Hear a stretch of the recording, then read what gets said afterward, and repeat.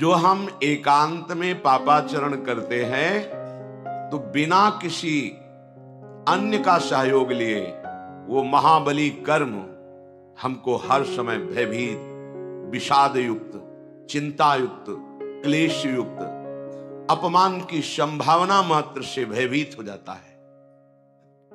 आगे जो महान भय, जन्म मरण, नरक आदि यंत्रणा, विविध प्रकार की नीच योनियों में जाना, ये तो उसके विवेक में ही नहीं आ रहा है। वो वर्तमान के भय विषाद से जलता रहता है। इसलिए हमें अत्यंत आवश्यक है भगवत प्राप्ति। हमारा शरीर केवल कुछ समय के लिए दिया गया है। इस पर हमारा अधिकार केवल सत असत आचरण करने के लिए है। पूर्व पाप और पुण्य का फल भोगने के लिए और नवीन कर्म करने के लिए यह शरीर मिला हुआ है कुछ समय के लिए। जितनी और योनियां हैं उनमें केवल वो अपने पाप और पुण्य का कर्म फल ही केवल भोग सकती है, चाहे देव योनि क्यों ना हो। वो नवीन कर्म नहीं कर सकते। इसलिए केवल मनुष्य शरीर को ये योग्यता दी गई है कि वो नवीन कर्म कर सकता है। प्रारब्ध के अनुसार जब हमारा पुण्य बल होता है तो अनुकूल परिस्थिति आती है, और जब पाप प्रबल होता है तो प्रतिकूल परिस्थिति आती है। इन दोनों परिस्थितियों को भजन करने वाला उपासक मुस्कुराते हुए पार कर जाता है। इसलिए पाप और पुण्य उसके परमार्थ में बाधा नहीं दे पाते। पर जो भगवद विमुख है, भगवत भजन नहीं करता है, वो इसी में रच पच कर नष्ट हो जाता है। अनुकूलता आई तो अहंकार बढ़ा, और अहंकार आया तो सारे दोष पुनः वैसे ही होने लगे जैसे पूर्व कर्मों में होते होते हमें अनंत जन्मों से भटकना पड़ा। वैसे फिर मनुष्य जन्म में वही कर्म होने लगते हैं जिससे हमारा भटकना बंद नहीं होता। अगर प्रतिकूल परिस्थिति आई तो ऐसी संकट, ऐसी विषाद भरी परिस्थिति कि उससे उबर ही नहीं पाता है। वो पूरा जीवन घुट घुट करके फिर वही जन्म मरण का चक्र। बहुत आवश्यक है हमें भजन करना, बहुत आवश्यक है हमें प्रभु से मिलना। अगर प्रभु नहीं मिले तो ये महान दुख हमें छोड़ेगा नहीं। ये बलवान कर्म के पंजे से निकल पाना बहुत कठिन है। कर्म का ऐसा पंजा है कि बड़े बड़ों को जलाता रहता है। ये ऊपर से मुंह चुपड़ी बात कह देना, मुस्कुरा देना अलग बात है। हृदय को ताप रहित करने के लिए केवल केवल भगवद आश्रय है। इसलिए बहुत आवश्यक है। हम जो भी करते हैं, हम जलना नहीं चाहते, हम अशांत नहीं होना चाहते, हम शांति चाहते हैं, शीतलता चाहते हैं, सुख चाहते हैं, प्रेम चाहते हैं, और ये जगत में है नहीं। इसलिए हमें प्रभु का आश्रय लेकर भजन करना अनिवार्य है। नहीं समझोगे भटकोगे, समझ जाओगे इसी जीवन में वो सुख प्राप्त करोगे जहां दुख का लेश भी नहीं है। और जो भगवद आश्रित है तो ये सारी माया उसके अनुकूल हो जाती है। माया और कोई नहीं, मां है, ये भगवती मां है।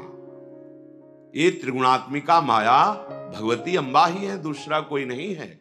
जब हम इन पर गलत भाव कर लेते हैं, हम माया के भोक्ता बनते हैं, तब हमें दंड रूप से ये क्लेश, अशांति, विषाद, जन्म मृत्यु ये हमें प्राप्त होता है। और जब हम प्रभु की शरण में होकर प्रभु का भजन करते हैं तो अम्बा देखती है कि सही मार्ग से चल रहा है तो अनुकूलता प्रदान कर देती है, अर्थात जो बाधा पहुंचानी होती है उसे रोक देती है।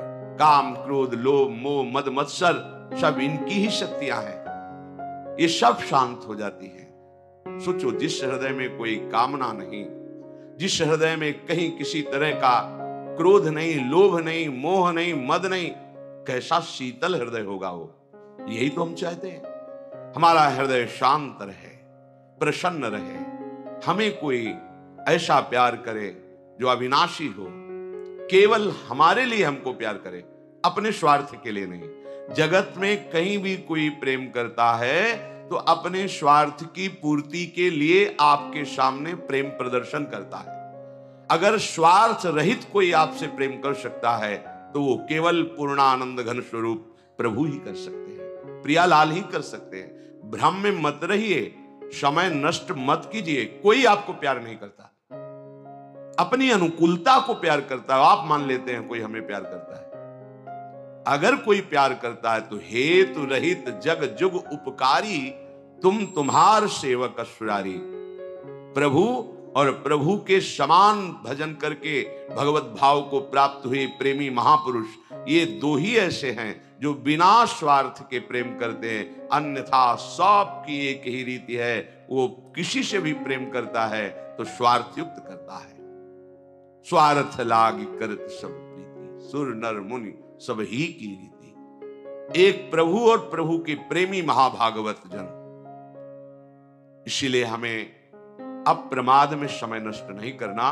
श्री भगवान कह रहे, जरा मरण मोक्षाय मामाश्रित्य यतन्ति ये, ते ब्रह्म तद्विदुः कृष्ण मध्यात्मम कर्म चाखिलम। वृद्धावस्था और मृत्यु से बहुत जल्दी मुक्ति पा लीजिए, भगवान आदेश कर रहे हैं। जो मनुष्य मुक्ति पाने का उपाय मेरा आश्रय लेकर प्रयत्न पूर्वक भजन करता रहता है, उसे संपूर्ण ब्रह्म का बोध हो जाता है, अध्यात्म को जान जाता है और संपूर्ण कर्म के रहस्य को जान जाता है। जो जरा मरण से मोक्ष पाना चाहता है, पहला उपाय है श्री भगवान की शरण। वो हम कैसे हो ये भी नहीं जानते, तो फिर भगवान कृपा करके अपने प्रेमी महाभागवतों का संग दे देते हैं। भगवत भक्तों की कृपा से भगवत शरणागति प्राप्त होती है। सीधे प्रभु की शरणागति प्राप्त होना बड़ा ही कठिन है। इसीलिए भगवान सदगुरुदेव रूप में बंदो गुरुपद कंज कृपा सिंधु नर रूप हरि, महामोहतम पुंज जासु बचन रवि कर निकर। पर ध्यान दीजिए, गुरुदेव का वर्ण किया जाता है संसार से मुक्त होने के लिए, और इस वर्ण का स्वरूप होता है मन से, वचन से, आचरण से। आज से हम आपके श्रेयु आज्ञानुसार बर्ताव करेंगे। तन वांग मनोभिर अमलई सोहम तवई वाश्रिता। मैं मन वचन कर्म से अन्य किसी कामना का आश्रय लेकर नहीं, केवल भगवत प्राप्ति के लिए हे स्वामिनी जू, हे सदगुरुदेव जू, आपकी शरण में सोहम तवई वाश्रिता। जो उपासक शरणागति का सौभाग्य प्राप्त करके अपने गुरुदेव और आराध्य देव से अपने मन की अनुकूलता चाहता है, वो फिर दुर्भाग्य का वर्ण कर रहा है। ध्यान देने का विषय है, हम अपने मन की अनुकूलता, शरीर की अनुकूलता, भोगों की अनुकूलता का त्याग करने के लिए शरणागत हुए हैं। वो हमें जो आदेश कर रहे हैं, उस आदेश में मूल में छुपा होता है राग त्याग। भले प्रगट में आपको राग दिखाई दे कि इनके आदेश में राग दिखाई दे रहा है, इनके आदेश में तो ऐसा लग रहा है विषय त्याग है ही नहीं, पर वो आदेश आपको जब अक्षरशः पालन करोगे तो अनुभव कराएगा कि आप विषय त्याग की कितनी ऊंचाई पर चढ़ गए हैं। इसलिए बिल्कुल बुद्धि नहीं लगानी, बुद्धि को उनकी आज्ञा में समर्पित कर देना है। कोई बड़ा भाग्यशाली उपासक होता है, जीवन अर्पित करके एक एक कदम उनकी आज्ञा के अनुसार चलता है। अब जोई कहें करें हम सोई, बस ये जीवन बना लेना चाहिए। अगर ये जीवन बन गया तो जरा मरण मोक्षाय के लिए आपको अन्य कोई साधन नहीं करना पड़ेगा। अब आपको कोई चिंता नहीं होगी। जैसे चतुर केवट की नाव में कोई बैठ जाए तो निश्चिंत होकर नदी पार हो जाता है, उसको चिंता नहीं रहती। ऐसे चतुर खेवैया सदगुरुदेव की आज्ञा रूपी नौका पर जो उपासक बैठ गया, सुखपूर्वक भव समुद्र से तर जाता है। उसे पता ही नहीं चलता हम कितना भव समुद्र से बाहर हो चुके हैं। और जो तैर करके जाना चाहता है तो अथाह और अगाध है, बड़ा मुश्किल है। कोई बिरला, कोई बिरला, तैर करके जाना कोई बिरला। उस बिरले में भगवान या भगवान ही कृपा करके ऐसा बल दे, जो निर्विघ्न पंथ निर्वाही सो कैवल्य परम पद लहाई। और वो कैवल्य परम पद जो भगवद आश्रित गुरुदेव की आज्ञा पर चलते हैं, उनको ऐसा सुख प्राप्त होता है, दीयमानम न गृह्णन्ति, वो देने पर भी उसे स्वीकार नहीं करते। नहीं चाहिए परम पद, बस आपके निरंतर संग में, आपकी मुख माधुरी का पान करते हुए, लीला गुण का गायन दर्शन करते हुए सदैव हम आपके श्री चरणों की दास्ता में रहे, मुझे और कुछ नहीं चाहिए। दीयमानम न गृह्णन्ति बिना मत सेवनम जनाहा। हम शरणागत के भाव को समझें। यदि अपना अस्तित्व हम बनाए रखे तो शरणागत हमने किसको किया?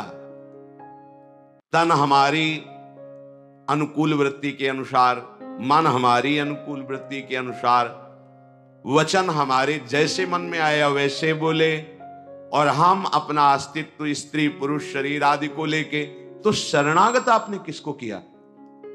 एक नाटक ही तो किया, आप शरणागत तो हुए नहीं। शरणागत तो तन वांग मनोभिर अमलई सोहम तव